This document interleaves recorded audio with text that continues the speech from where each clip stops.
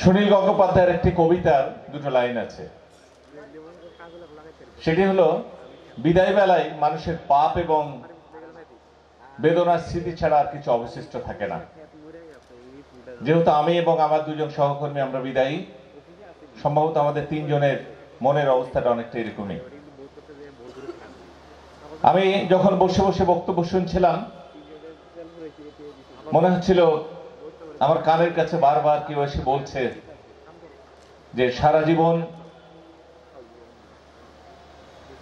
জীবন দিয়ে, সারা জীবনের হাসি দিয়ে যদি থেকে গেলে সারা জীবনের বেদনা, বিদায় বেলায় তবু হেসে যাও, ব্যথা পেয়ে আর কেঁদো না।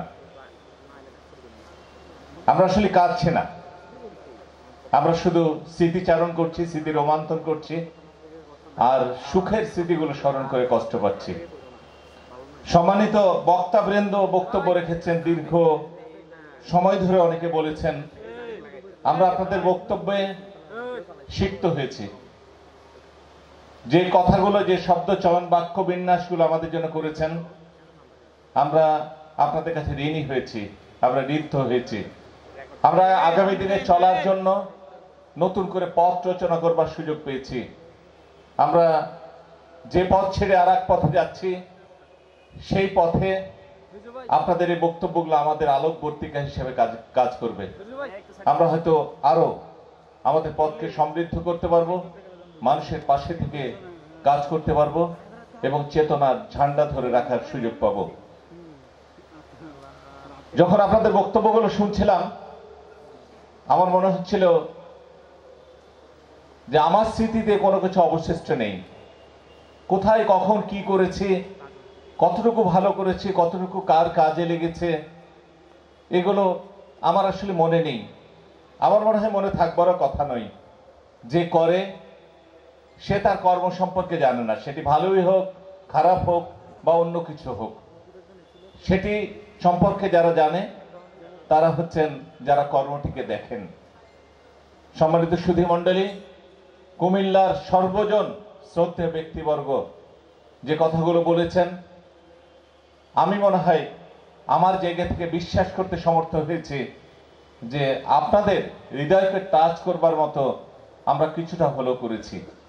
আর আপনারা যে স্বীকৃতি দিয়েছেন, সেই স্বীকৃতিটা আমাদের চলার পথকে আরো অনেক বেশি গতিশীল করেছে এবং চলার জন্য আমরা আরো অনেক বেশি কমিটমেন্ট এবং প্রতিজ্ঞাবদ্ধ হয়েছি যে পথ ছেড়ে যাচ্ছি অথবা ভালো যে কাজগুলো করেছি, সেই ভালো কাজের নমুনা যেন আগামীতে আবারও আমরা সৃষ্টি করতে পারি।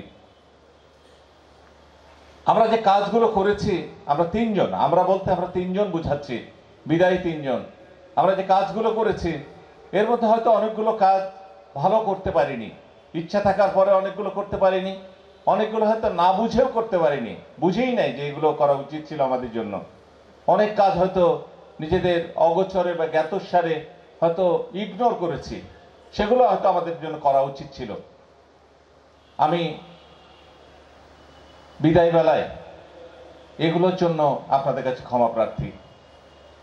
চলার পথে ভুল ভ্রান্তি হয়েছে, অনেক অপারগতা প্রকাশ করতে হয়েছে, অনেক সময় অনেকের ইচ্ছার মতো করে আমরা সার্ভিস ডেলিভারি দিতে পারিনি। যারা কষ্ট পেয়েছেন আমাদের কোনো কার্যক্রমে অথবা আচরণে, আমি আপনাদের সকলের কাছে ক্ষমা প্রার্থী। আমি আগেই বলেছি যে বিদায় বেলায় কোনো স্মৃতি স্মরণ করবার মতো তেমন কোনো আমাদের স্মৃতি নেই। শুধু আমার বারবার ইচ্ছা হচ্ছিল যে আপনারা আমার সম্পর্কে এবং আমার দুজন সহকর্মী সম্পর্কে যে উচ্ছ্বসিত বাক্যগুলো ব্যবহার করেছেন, যদি আমার সুযোগ হতো আমি আপনাদের চেয়ে আপনাদের কর্ম সম্পর্কে, আপনাদের উজ্জ্বল কর্মগুলো সম্পর্কে আরো বোধহয় বেশি বিশেষায়িত শব্দ ব্যবহার করতে পারতাম। আপনারা এত গুণী এবং এত ভালো কাজ মানুষের জন্য করেন, কিন্তু আপনারা আছেন আমাদেরকে বিদায় জানাবার আসনে, আর আমরা আছি বিদায় নেবার আসনে। সুতরাং বিদায় হয়ে আপনাদের সম্পর্কে বলার ক্ষেত্রে প্রতিবন্ধকতা আছে, বিধায় আপনাদের সম্পর্কে বলতে পারছি না। তবু এক বাক্যে বলি, আপনারা যা করেছেন আমার চোখে দেখা, তাতে আমার চেয়ে অনেক উজ্জ্বল নক্ষত্র, আপনারা অনেক উদ্ভাসিত, আপনারা সমাজকে প্রতিনিয়ত আলো দিয়ে যাচ্ছেন। যদি এভাবে সমাজ আলো পেতে থাকে তাহলে আমরা আলোকিত হব। সেই 30 লক্ষ শহীদের রক্ত বৃথা যাবে না, এবং 30 লক্ষ শহীদ যারা আমাদের হাতে 55,598 বর্গ মাইল দিয়ে গেছে, তাদের আত্মা শান্তি পাবে। তারা ওপারে থেকে তারা দেখবে আমরা তাদের স্বপ্নটাকে বাস্তবায়ন করছি কিনা। যদি আপনারা এইভাবে আলো ছড়াতে থাকেন, উদ্ভাসিত করতে থাকেন, সর্বকালের সর্বশ্রেষ্ঠ বাঙালি জাতির পিতার স্বপ্ন বাস্তবায়িত হবে। মাননীয় প্রধানমন্ত্রীর স্বপ্নের 2041 সালের বাংলাদেশ বিনির্মিত হবে। আমরা উন্নত হব, উন্নত জাতি হিসাবে বিশ্বের দরবারে মাথা উঁচু করে দাঁড়াতে পারবো। আর সেই বাংলাদেশে থাকবে আমাদেরই আপনজনেরা, আমার আপনার সন্তান, আমার আপনার নাতি, আমার আপনার নাতির নাতিরা থাকবে। সুতরাং অবশ্যই আমরা তাদের জন্য সম্মিলিতভাবে করে যাব। সম্মানিত জেলা প্রশাসক মহোদয় অনেকগুলো সুন্দর কথা বলেছেন। আমি আবারও বলছি, আমার যদি সুযোগ হতো তার সম্পর্কে বলার, আমি অনেক উচ্ছ্বসিতভাবে বলতে পারতাম। তারপরও একটি কথা আমি উদ্ধৃত করছি, আমি আমার চাকরি জীবনের সর্বত্র সবসময় মনে করেছি যে আমি একা কিছু করি না, এটা করার জন্য টিম লাগে, সবাই মিলিয়ে কাজ। আমি হয়তো কিছু অংশ করি, আরেকজন কিছু অংশ করে, আরেকজন কিছু অংশ করে, সবটা মিলিয়ে পূর্ণতা পায়। তো সুতরাং আমার পুলিশের যেমন একটা টিম, কুমিল্লাতে সকল অ্যাডমিনিস্ট্রেশন মিলিয়ে একটি টিম, সেই টিমের প্রধান হচ্ছেন সম্মানিত জেলা প্রশাসক মহোদয়, এবং আমরা তার সাথে কাঁধে কাঁধ মিলিয়ে আমরা কাজ করেছি। আমাদের কাজের একটা বিরাট অংশ হচ্ছে জুডিশিয়ারির সাথে। আমি সম্মানিত জেলা জজ মহোদয় যেভাবে বক্তব্য রেখেছেন, আমি শ্রদ্ধায় তার প্রতি আমার মাথা নিচু হয়েছে যে তিনি জুডিশিয়ারির জায়গা থেকে ঠিক আমাদের মতো করে, আমার বা জেলা প্রশাসক মহোদয়ের মতো করে বক্তব্য প্রদান করেন, অথবা অনেক ক্ষেত্রে বাহাদ স্যারের মতো করে বক্তব্য প্রদান করেছেন। আমি সম্মানিত হয়েছি স্যার, আপনার প্রতি কৃতজ্ঞ।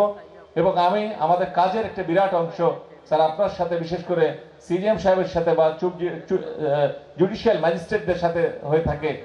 সেই ক্ষেত্রেও কিন্তু আমি সবসময় চেষ্টা করেছি যে যাতে করে কোনো পক্ষের ভিতরে কোনো মনোমালিন্য বা কোনো বিষয়ে ইগো তৈরি না হয়। সেই ক্ষেত্রে যদি কোথাও প্রয়োজন হয় আমি ছোট হওয়ার চেষ্টা করেছি। আমি ছোট হয়েও আমার যে বিনিশুতের মালাটা সেটাকে গেঁথে রাখার চেষ্টা করেছি, সেটাকে ভাঙতে দেইনি। আমার চাকরি জীবনের সবচেয়ে বড় বৈশিষ্ট্য এটি। আর আমি যেহেতু ছাত্র জীবনের একটা বড় অংশ রাজপথে কাটিয়ে এসেছি, একটা বড় অংশ বলতে 1 যুগ, 12.5 বছর প্রায় রাজপথে কাটিয়ে এসেছি। স্বাভাবিকভাবেই আমি যেখানেই গেছি রাজনীতিবিদদের সঙ্গে আমার একটা আলাদা বন্ধন তৈরি হয়েছে। রাজনীতি, সমাজ প্রতিনিধি, নির্বাচিত প্রতিনিধি, তাদের সাথে একটা বন্ডিং, একটা বন্ধন তৈরি হয়েছে। এবং আমি খুব গর্ব করে বলতে পারি, আমার জ্ঞাতসারে কখনো কোনো রাজনীতিবিদ আমার অফিসে এসছেন, আমার সঙ্গে দেখা পাননি, চলে গেছেন, এমনটি আমি বলতে পারবো যে আমি কখনোই করিনি। শুধু রাজনীতিবিদ নয়, সাধারণ মানুষের জন্য করি। আমি অনেক সময় একটা অফিসে, আমি নারায়ণগঞ্জের এসপি যখন ছিলাম, তখন একজন মানুষ এসছে, সে হাঁটতে পারে না, দাঁড়াতে পারে না, সিঁড়ি বেয়ে উপরে উঠতে পারে না। তো আমাকে উপর থেকে মেসেজ দিল যে উনি আসতে পারেন। আমি নিচে আসলাম, দোতলায় অফিস ছিল, দোতলা থেকে নেমে আসছিলাম। আমি এসে বললাম যে বাবা আপনি উপরে উঠতে পারেন না? বলছে না বাবা আমি উপরে উঠতে পারি না। তো আপনি কেন আসছেন, কি কাজ আপনার? তো বলছে যে স্যার আমি শুধু আপনাকে দেখতে আসছি। কোথা থেকে আসছেন? বলছে 2500 থেকে আসছি। আমি বললাম 2500 থেকে আমাকে দেখতে আসছেন কেন? তো উনি বলছে যে স্যার আপনি নাকি সবার সঙ্গে কথা বলেন, সবার সঙ্গে দেখা করেন, আপনি খুব ভালো মানুষ, সেই জন্য আপনাকে দেখতে আসছি। আমার চোখে পানি আসলো যে আমি যখন কাজগুলো করি আমি কিন্তু জানি না যে আমি কি করি, কিন্তু একটা মানুষ যখন সে 2500 নারায়ণগঞ্জের শহর থেকে 2500 অনেক দূরে, সেই দূর থেকে একটা খোড়া মানুষ যে ক্রাচে ভর করে হাঁটে, ক্রাচে না সরি, একটা রাবারের খাপের ভিতরে তার শরীরটা বন্দি করা আছে, সে মাটিতে হাত দিয়ে কি একটা আছে এটার উপরে ভর করে করে সে হাঁটে, সেই লোকটা আমাকে দেখতে আসছে। আমি ওখান থেকে শিক্ষা নিয়েছি, আমি ওখান থেকে শিখেছি যে আমি যা করছি আমাকে আরো করতে হবে। সেই করার তাগিদ থেকে আমি বলতে পারি আমার অফিসে আমার সঙ্গে কেউ দেখা করতে গেছে কখনো, অথচ দেখা পাননি, আমি অফিসে থাকার পরে ফিরিয়ে দিয়েছি, এমন রেকর্ড আমার জীবনে কোনোদিন হয়নি। আমি সকল মানুষের জন্য এটি করেছি। রাজনীতিবিদদের কথা যেটি বলছিলাম, যে রাজনীতিবিদরা সমাজের নানা সমস্যা থাকে, ব্যক্তিগত থাকে, এর থাকে, ওর থাকে, রাজনীতিবিদদের কাছে নানা লোকজন যায়। সেই বিবেচনা থেকে আমি যখন রাজনীতিবিদরা যখন যে ইস্যু নিয়ে এসছে, আমি চেষ্টা করেছি তাদেরকে সার্ভিস দেওয়ার জন্য। তারপর আমার কাছে মনে হয় যে আমি একজন অপূর্ণ মানুষ, আমি অনেক জায়গাতেই হয়তো ব্যর্থ হয়েছি, অনেক জায়গাতে আমি সফল হতে পারিনি, অনেককে তাদের কাঙ্ক্ষিত চাহিদা, কাঙ্ক্ষিত সেবাটি আমি দিতে পারিনি। সেক্ষেত্রে যদি এমন ঘটনা হয়ে থাকে, যাবার সময় আপনাদের ক্ষমা সুন্দর দৃষ্টিতে দেখবেন। আমি যেখানেই থাকি, যত দূরেই থাকি, আমি আপনাদের মানুষ হয়ে থাকবো। আমি একটা কথা বারবার করে বলি যে কুমিল্লায় যখন আমার পোস্টিং হলো, সত্যিকার অর্থে আমি আসতে চাইনি। আমার ময়মনসিংহের পুলিশ সুপার ছিলাম। ময়মনসিংহের মানুষ খুবই সাধারণ মানুষ, ভালো বলতে খুব কম বোঝা মানুষ, আমাদের উত্তরবঙ্গের মানুষ। তা আমিও উত্তরবঙ্গের মানুষ, ঢাকার মানুষে আমাদেরকে মফিজ বলে, আমরা একটু কম বুঝি বিধায়। তা আমি কম বোঝা মানুষদের মধ্যে আমিও একজন, যে সেই মফিজদের দলে উত্তরবঙ্গের মানুষ। তো ময়মনসিংহের মানুষ ঠিক অনেকটা ওরকমই। তা আমার কাছে খুব ভালো লাগতো। তো ওখান থেকে একটা অ্যাডজাস্ট হয়ে গেছে, সামনে ইলেকশন, জাতীয় সংসদ ইলেকশন, জটিল একটা সময়, তারপরে বদলি করা হলো। তা আমার একটু গড়িমসি ভাব ছিল। ইন দ্য মেন টাইম আমাদের ধর্মমন্ত্রী মহোদয় ছিলেন অধ্যক্ষ মতিউর রহমান স্যার। তো স্যারকে আমি পীরের মতো করে মানতাম। তো স্যার একসময় বললেন যে চলেন যাই, আপনাকে হজ করায় নিয়ে আসি। আমার স্যার চলেন। তো স্যার বারকোড ভিসা করে দিলেন, তারপরে স্যার হোটেল বুকিং দিলেন স্যারের ঠিক পাশের রুমে। তারপরে আমি ছুটির দরখাস্ত দিলাম। তৎকালীন আইজি স্যার লিখলেন যে কুমিল্লায় যোগদান সাপেক্ষে ছুটি মঞ্জুর করা যেতে পারে। তার মানে আমার কুমিল্লা না আসলে অন্তত আমার হজে যাওয়া হবে না। আমার একটা ইচ্ছে ছিল যে হজে যাই, হজ থেকে ঘুরে আসি, তারপর দেখবো ইন দ্য মিন টাইম হয়তো একটা হসপস লেগে যাবে, হয়তো আমার কুমিল্লা আসতে নাও হতে পারে। তো যাই হোক, তারপরে বাধ্য হয়ে আসতে হলো। আমি যেদিন হজের লাস্ট ফ্লাইট চলে যাচ্ছে 15 আগস্টে, সেদিন আমি কুমিল্লা এসে পৌঁছলাম সকালবেলা। তারপরে আপনাদের সঙ্গে অনেকের সঙ্গে কথা হলো। তো আমি কুমিল্লাকে আসলে প্রচন্ড ভয় পেতাম যে কুমিল্লার মানুষ সবকিছুতে হাই প্রোফাইলে।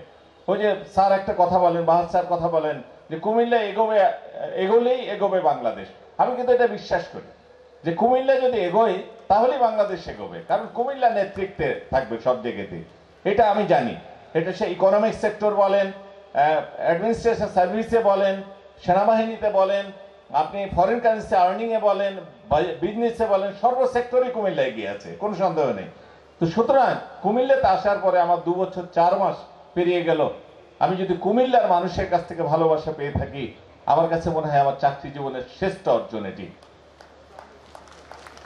এবং আমি 2 বছর 4 মাস, 4.5 মাস পরে চলে যাচ্ছি।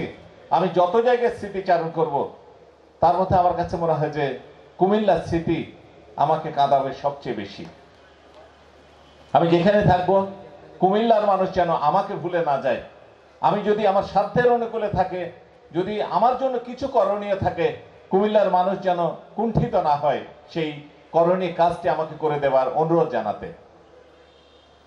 সুতরাং কুমিল্লা আমার প্রাণের সাথে থাকবে। কুমিল্লা যদি এগিয়ে যায়, কুমিল্লা এক সময় বিভাগ হবে, কুমিল্লা মেট্রোপলিটন হবে, কুমিল্লা আরো অনেক কিছু হবে। যখনই কুমিল্লার নাম আসবে, আমি কুমিল্লার সাবেক পুলিশ সুপার হিসাবে আমার নামটিও কিন্তু কুমিল্লার সাথে থেকে যাবে। কুমিল্লার ঐতিহ্যের সাথে এই নৌকাটি থাকবে আমার ধারণা, তার সাথে আমার নামটিও থাকবে। সুতরাং কুমিল্লার মানুষ আমি নই, কুমিল্লাতে বিয়ে শাদী করার সুযোগ পাইনি, তবে চাকরি সূত্রে আমি কুমিল্লার সাথে আমার নারীর স্পন্দন যে উঠানামা করবে, এটি কিন্তু আমি খুব গর্ব করে বলতে পারি এবং খুব জোর দিয়ে বলতে পারি। অতএব কুমিল্লা আমার, বলতে দ্বিধা নেই যে কুমিল্লা আমার, কুমিল্লা আমারই থাকবে এবং আমিও কুমিল্লার হয়ে থাকবো ইনশাআল্লাহ আগামী দিনে। আমি আর লম্বা করব না। বিদায় বেলায় কবিগুরুর কবিতার খানিকটা অংশ।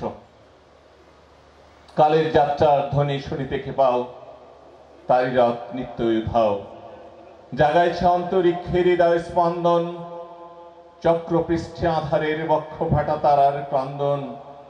ওগো বন্ধু, সেই ধাবমান কাল জড়ায় ধরিল মোরে, ফেলি তার রথ, তুলে নিল দ্রুত রথে দুঃসাহসী ভ্রমণের পথে, তোমা হতে বহু দূরে।